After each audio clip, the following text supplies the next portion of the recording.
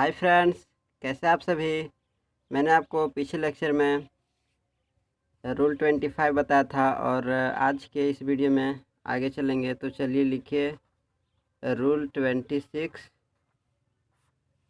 तो वीडियो शुरू करने से पहले मैं आपको बताना चाहता हूं कि जो नए स्टूडेंट है तो प्लीज़ सब्सक्राइब करें और पिछला वीडियो जो मैंने बनाया है उसको ही बहुत ही ध्यान से देखिए, क्योंकि बहुत ही ये सब वीडियो जो मैं बना रहा हूँ बहुत ही नॉलेजफुल है। तो देख लीजिएगा। तो चलिए आगे चलते हैं। तो इसमें हम लोग पढ़ेंगे कि मैंने पिछले लेक्चर में आपको बताया था कि इम्पोर्टेंट डेट के साथ द का प्रयोग होता है, और इसमें पढ़ेंगे इम्पोर्टेंट डे के पहले आर्टिकल द का प्रयोग होता है। तो चलिए शुरू करते हैं। Article the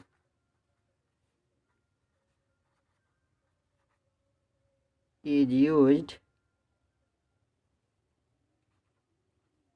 before the name of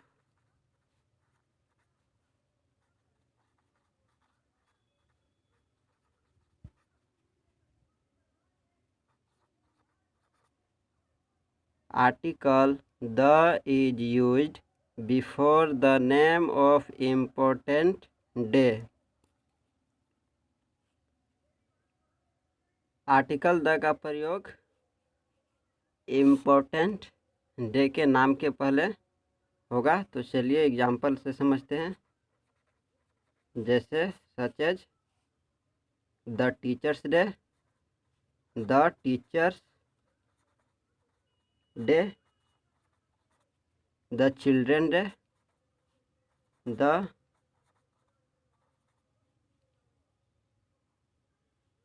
children's day, etc।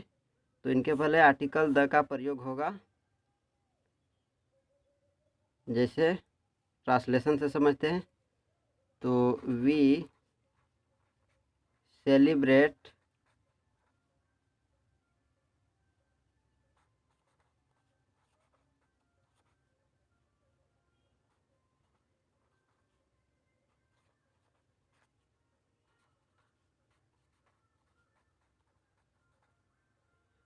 the children day on the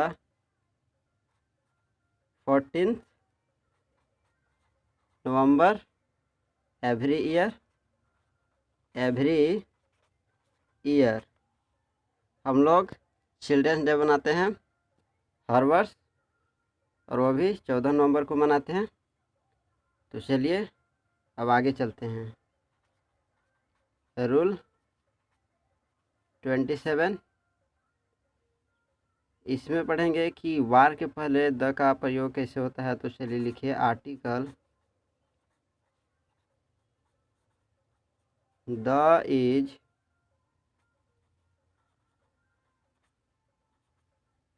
is used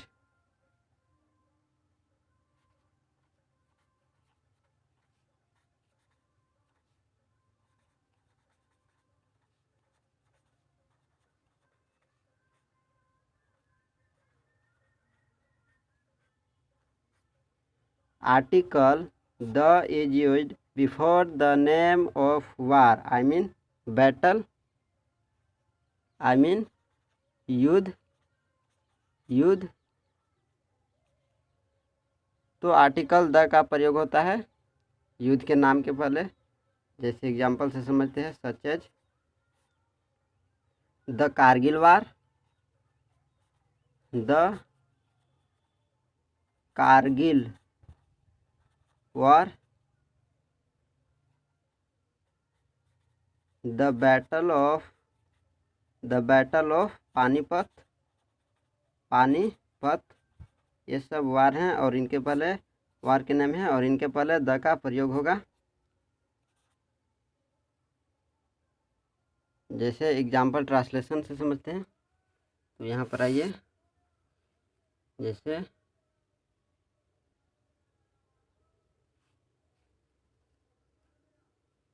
तो समझ में आया। अब आगे चलते हैं। लिखिए रूल 28। एग्जाम्पल तो मैंने दिया। ट्रांसलेशन की ज़रूरत अपने आप से लिख लीजिएगा। तो चलिए आगे चलते हैं। अब रूल 28, इसमें आर्टिकल द का प्रयोग होगा रिलीजियस कम्युनिटीज के नाम के पहले। जैसे लिखिए आर्टिकल द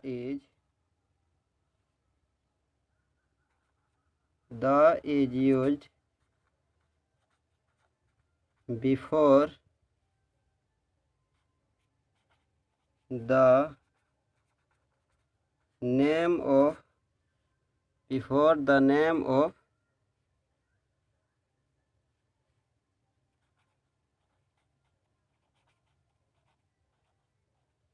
रिलीजियस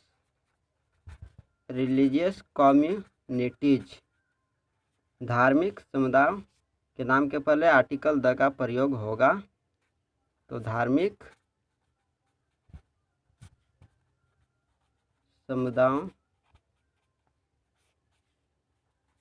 जैसे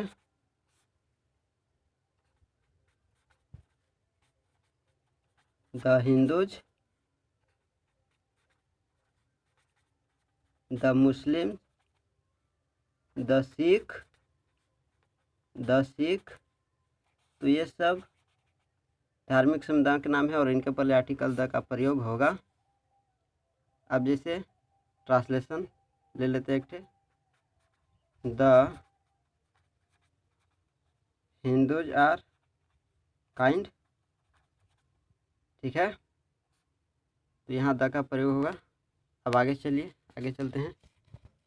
तो रूल 29, तो चलिए rule 29,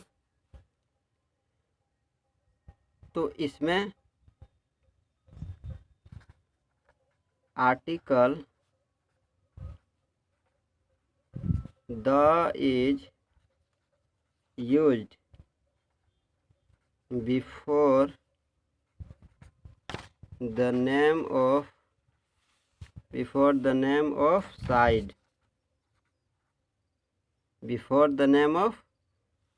side,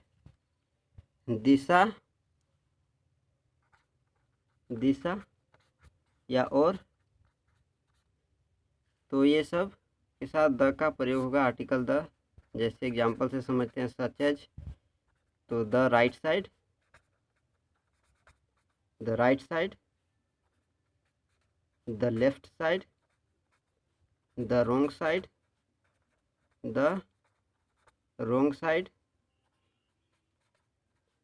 the correct side, इस सब में साइड जोड़ दीजिए, साइड। तो इनके पहले आर्टिकल द का प्रयोग होगा, ठीक है। समझ में आ रहा है? बहुत ही आसान है।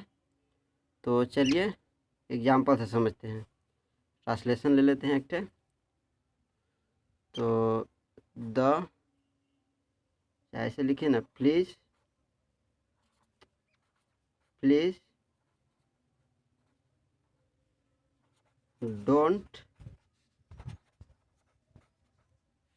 Don't walk to the right side,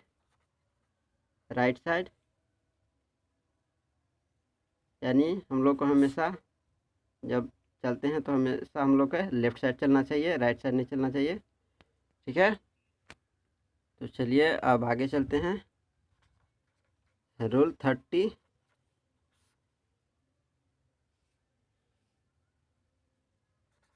article the is never used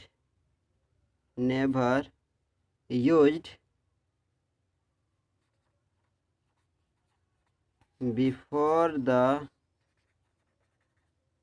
name of games and sports.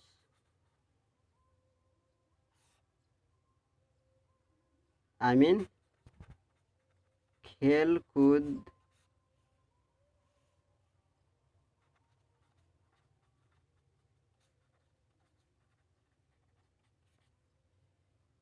खेल कूद के नामों के पहले आर्टिकल द का प्रयोग नहीं होगा। ठीक है, जैसे हो गया द क्रिकेट,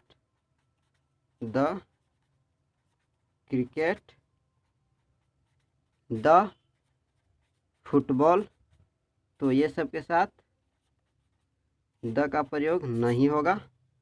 ठीक है, अब होगा, लेकिन किसके साथ होगा, तो चलिए यहाँ पर जान लेते हैं उसको भी। होगा तो किसके साथ होगा, लिखिए यहाँ नोट में, but article the is used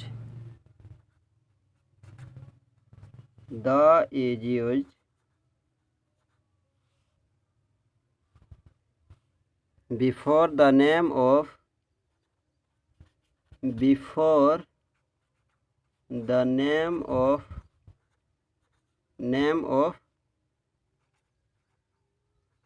particularized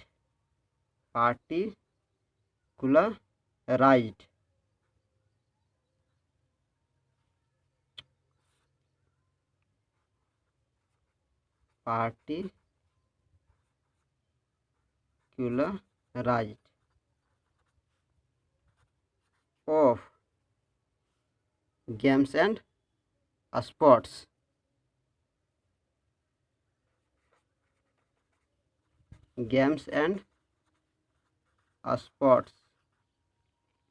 article the का प्रयोग होगा, लेकिन जब वो खास होगा तब।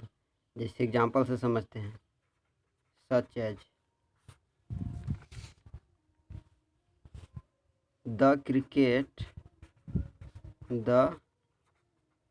Cricket of India is very popular